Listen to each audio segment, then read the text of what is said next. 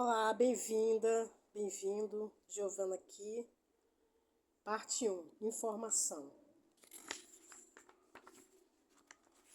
Capítulo 1. Será possível? São Onde, vendedor de sapatos, aposentado que vivia nos arredores de St. Louis no início dos anos 1970, começou a ter dificuldade de engolir. Acabou indo ao médico, que descobriu que Londe tinha câncer de esôfago metastático. Naquele tempo, o câncer de esôfago metastático era considerado incurável. Ninguém jamais havia sobrevivido. Era uma sentença de morte, e o médico de Londres deu a notícia em um tom adequadamente sombrio. Para dar a Londres o máximo de tempo possível, o médico recomendou uma cirurgia para a remoção do tecido canceroso no esôfago e no estômago, para onde o câncer se espalhara. Confiando no médico, Londres concordou e fez a cirurgia. Ele aguentou tão bem quanto se poderia esperar, mas as coisas logo foram de mal a pior. Um exame do fígado de Londres revelou mais notícias ruins. Câncer disseminado por todo o lobo esquerdo do fígado.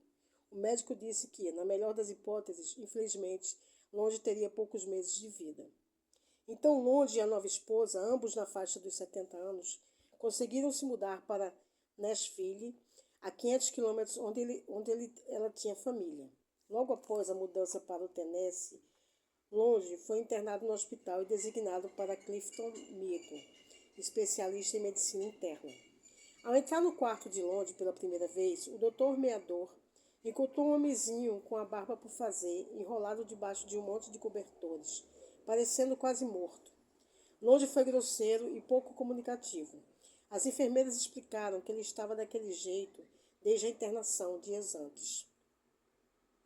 Embora Longe tivesse níveis elevados de glicose no sangue devido ao diabetes, o resto da química sanguínea era razoavelmente normal, exceto por níveis ligeiramente mais altos de enzimas hepáticas,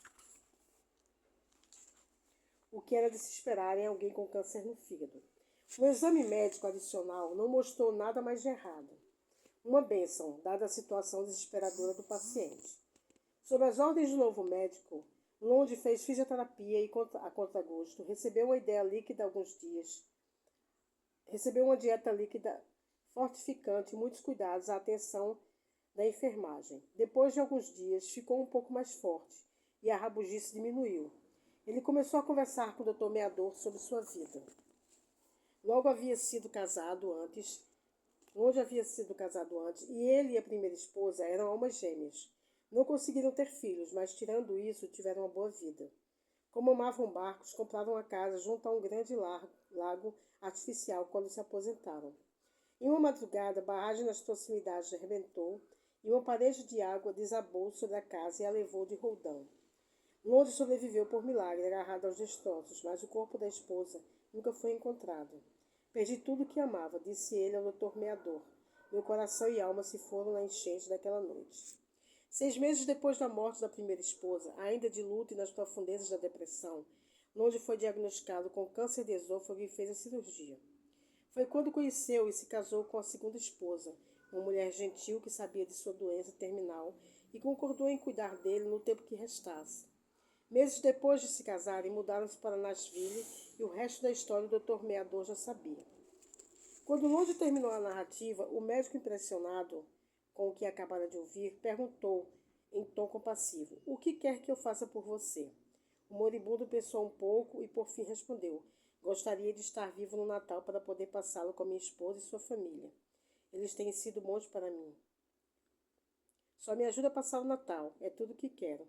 O doutor Meador disse que faria o melhor que pudesse. Ao receber alta no final de outubro, Londres estava em muito melhor forma do que ao chegar.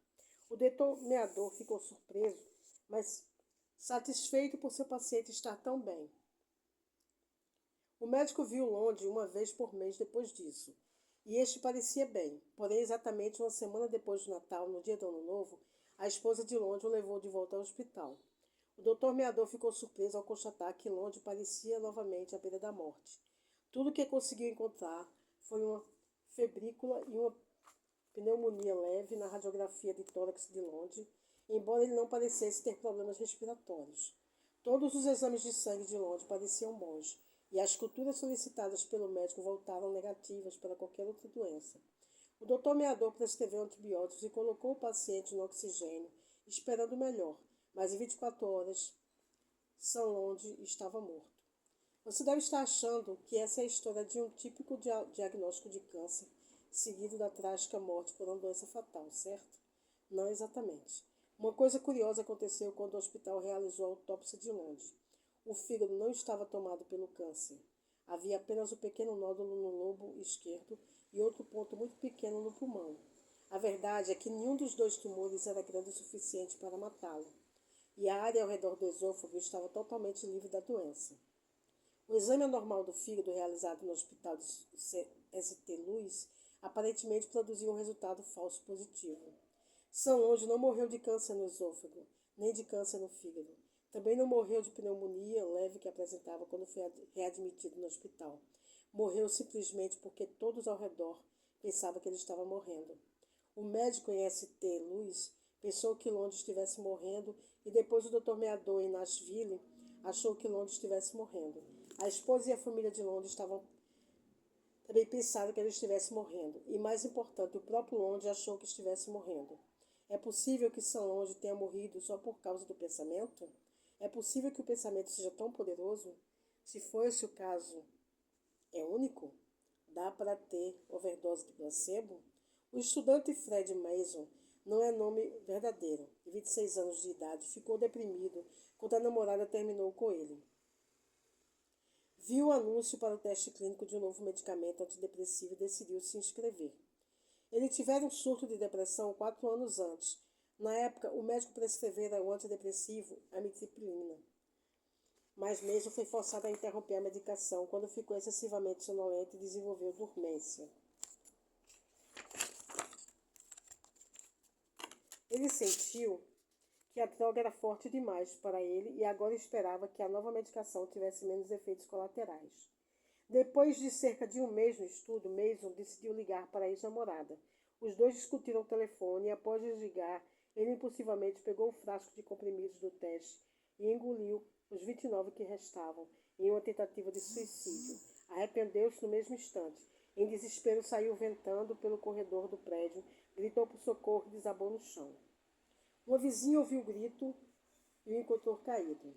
Contorcendo-se, Mason disse a ela que cometera um erro terrível, que tomara todas as suas pílulas, mas não queria morrer. Pediu à vizinha para levá-la ao hospital e ela concordou. Mason chegou à emergência pálido e suando, com pressão arterial de 80/40 e frequência cardíaca de 140, respirando rápido. Repetia: não quero morrer. Quando os médicos o examinaram, não encontraram nada errado, além da pressão arterial baixa e do pulso e respiração acelerados. Mesmo assim, Mason parecia letárgico e a fala estava enrolada. A equipe médica administrou soro fisiológico, coletou amostras de sangue e urina e perguntou qual droga ele havia ingerido. Mason não conseguia lembrar o nome. Disse aos médicos que era um antidepressivo experimental. Entregou o frasco vazio que trazia informações sobre o teste clínico impressas no rótulo, mas não o nome da droga. Não havia nada a fazer além de aguardar os resultados do laboratório, monitorar os sinais vitais para garantir que ele não piorasse e torcer para que a equipe do hospital conseguisse contactar os pesquisadores que conduziam o teste.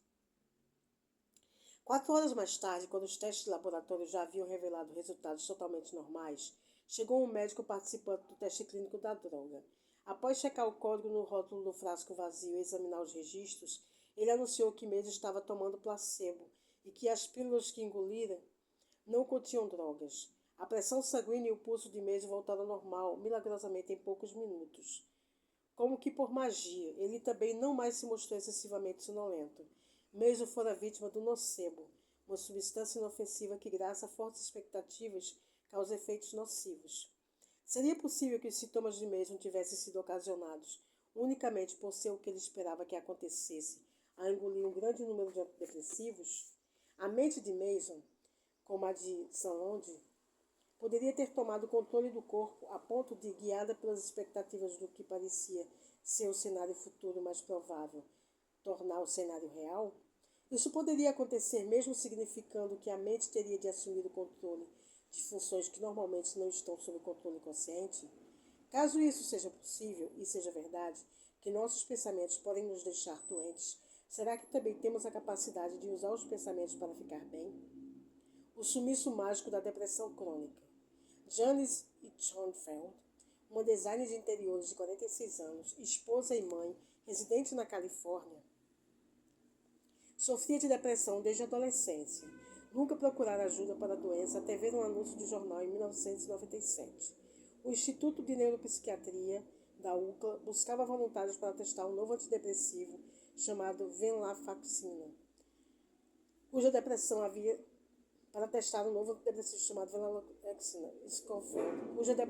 escalado ao ponto de ela pensar em suicídio. Entusiasmou-se com a oportunidade de participar do teste. Na primeira ida ao instituto, um técnico ligou de Schoenfeld a um eletroencefalógrafo para monitorar e registrar sua atividade cerebral por cerca de 45 minutos. Não muito depois, ela foi embora com um frasco de comprimidos da farmácia do hospital. Schoenfeld sabia que cerca de metade do grupo de 51 indivíduos receberia a droga e metade receberia um placebo, embora nem ela nem os médicos que conduziam o estudo tivessem ideia do grupo ao qual ela havia sido designada aleatoriamente. Na verdade, ninguém saberia até que o estudo terminasse. Para Schoenfeld, aquela altura pouco importava. Após décadas lutando contra a depressão clínica, uma condição que às vezes fazia com que explodissem lágrimas súbitas e sem motivo aparente, ela estava animada e esperançosa porque, enfim, poderia estar recebendo ajuda. Schoenfeld concordou em retornar uma vez por semana durante as 8 semanas do estudo. Em todas as ocasiões, respondeu perguntas sobre como estava se sentindo e várias vezes fez novos eletroencefalogramas. Não muito tempo depois de começar a tomar os remédios, Schoenfeld começou a se sentir drasticamente melhor pela primeira vez na vida. Ironicamente, também se sentiu nauseada, mas foi bom, pois ela sabia que náusea era um dos efeitos colaterais comuns da droga. Testada. Pensou que sem dúvida tinha recebido a droga ativa, já que a depressão estava recuando e ele estava experimentando efeitos colaterais. Até mesmo a enfermeira com quem ela falava toda semana ficou convencida de que Schoenfeld estivesse recebendo a medicação, por causa das mudanças que experimentava. Encerrado o estudo de 8 semanas, um dos pesquisadores, enfim, revelou a verdade chocante. Schoenfeld, que já não era suicida e sentia-se uma nova pessoa depois de tomar as pílulas, estava no grupo do placebo. Schoenfeld ficou chocada. Teve certeza de que o médico cometera um erro. Simplesmente não acreditava que pudesse ter se sentido tão melhor depois de tantos anos de depressão sufocante, só por tomar um frasco de pílulas de açúcar. E até sofrer os efeitos colaterais. Tinha de haver algum engano. Ela pediu ao médico para verificar os registros de novo. Ele riu alegremente e assegurou que o frasco que Schoenfeld levara para casa, o frasco que lhe devolvera a vida, de fato, nada continha além de pílulas de placebo. Com Schoenfeld sentado ali em choque, o médico frisou que só porque não havia recebido qualquer medicação real, não significava que ela estivesse imaginando a depressão ou a melhora. Significava apenas que o que quer que a tivesse feito se sentir melhor não se devia ao Effexor.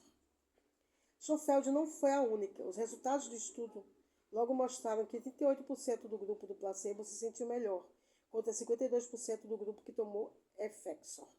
Porém, quando o resto dos dados foi divulgado, foi a vez de os pesquisadores ficarem surpresos. Pacientes como Schoenfeld, que havia melhorado com o placebo, não haviam imaginado se sentir melhor. Eles realmente haviam modificado os padrões das ondas cerebrais. Os registros dos eletroencefalogramas realizados meticulosamente ao longo do estudo mostraram um aumento significativo na atividade do córtex pré-frontal, que em pacientes deprimidos costuma ter uma atividade muito baixa. Assim, o efeito placebo não estava alterando apenas a mente de Schoenfeld, também estava provocando mudanças físicas em sua biologia. Em outras palavras, não era apenas na mente, era no cérebro dela. Ela não estava apenas se sentindo bem, ela estava bem. Schoenfeld tinha um cérebro diferente no final do estudo, sem tomar nenhuma droga ou fazer algo diferente. Foi sua mente que mudou seu corpo. Mais de uma década depois, Schoenfeld ainda se sentia muito melhor. Como é possível uma pílula de açúcar não só dissipar os sintomas de uma depressão profundamente enraizada, mas também causar efeitos colaterais legítimos, como náusea? E o que significa dizer que uma substância inerte de fato tem o poder de alterar a forma como as ondas cerebrais disparam, aumentando a atividade bem na parte do cérebro mais afetada pela depressão. A mente subjetiva pode mesmo criar esse tipo de mudança fisiológica objetiva e mensurável? O que se passa na mente e no corpo que permite a um placebo imitar com tanta perfeição a droga real? O mesmo efeito fenomenal de cura poderia ocorrer não apenas com doença mental crônica, mas também em uma enfermidade com risco de morte, como câncer? Uma cura milagrosa, que ora acontece, ora não acontece. Em 1957, o psicólogo da UCLA, Bruno Klopfer, publicou um artigo revisado por especialistas do periódico contando a história de um homem a quem se referia como Sr. White, que apresentava linfoma, câncer das glândulas linfáticas avançado. O paciente tinha tumores enormes, alguns do tamanho de uma laranja, no pescoço, virilha e axilas, e o câncer não respondia aos tratamentos convencionais. Estava acamado havia semanas, febril, arquejante, completamente prostrado. Seu médico, Philip West, havia perdido a esperança, mas Wright não. Quando descobriu que o hospital onde se tratava, em Long Beach, Califórnia, por acaso era um dos 10 hospitais e centros de pesquisa do país que estava avaliando uma droga experimental chamada Krebiosem, extraída do sangue de cavalos, Wright ficou muito empolgado. Infernizou o Dr. West implacavelmente por dias, até o médico concordar em ministrar o novo remédio, embora Wright oficialmente não pudesse participar do teste que exigia que os pacientes tivessem expectativa de vida de no mínimo 3 meses. Wright recebeu a injeção de Krebiosem numa sexta-feira e na segunda-feira estava caminhando por lá, rindo e brincando com as enfermeiras, agindo como um novo homem. West relatou que os tumores derreteram-se como bolas de neve em um fogão quente. Em 3 dias, os tumores tinham metade do tamanho original. Depois de mais de 10 dias, Wright foi mandado para casa. Estava curado, parecia um milagre. 2 meses depois, contudo, os meios de comunicação informaram que os 10 experimentos demonstraram que Krebiosem era um fracasso. Ao ler as notícias, ter pleno conhecimento dos resultados e adotar o pensamento de que a droga era inútil, Wright sofreu uma recaída imediata, com o retorno dos tumores. O Dr. West suspeitou que a reação positiva inicial de Wright se devesse ao efeito placebo. Sabendo que o paciente era terminal, concluiu que ele, como médico, tinha pouco a perder e Wright tinha tudo a ganhar, testando a teoria. Assim, o médico disse a Wright para não acreditar nas reportagens do jornal e que a recidiva ocorrera porque o Krebiosem dado a ele fazia parte de um lote ruim. O que o Dr. West chamou de uma nova versão super aprimorada, 2 vezes mais potente da droga, estava a caminho do hospital e Wright poderia recebê-la assim que chegasse. Antevendo a cura, Wright ficou exultante e dias depois recebeu injeção. Dessa vez, a seringa usada pelo Dr. West não continha droga experimental ou não. A seringa foi enchida apenas com água destilada. Mais uma vez, os tumores de Wright desapareceram magicamente. Ele voltou para casa feliz da vida e se manteve bem por mais de 2 meses, livre de tumores. Então, a Associação Médica Americana anunciou que o Krebiosem era de fato inútil. O meio médico havia sido enganado. A droga milagrosa revelou-se uma farsa. Nada além de óleo mineral contendo um aminoácido simples. Os fabricantes acabaram indiciados.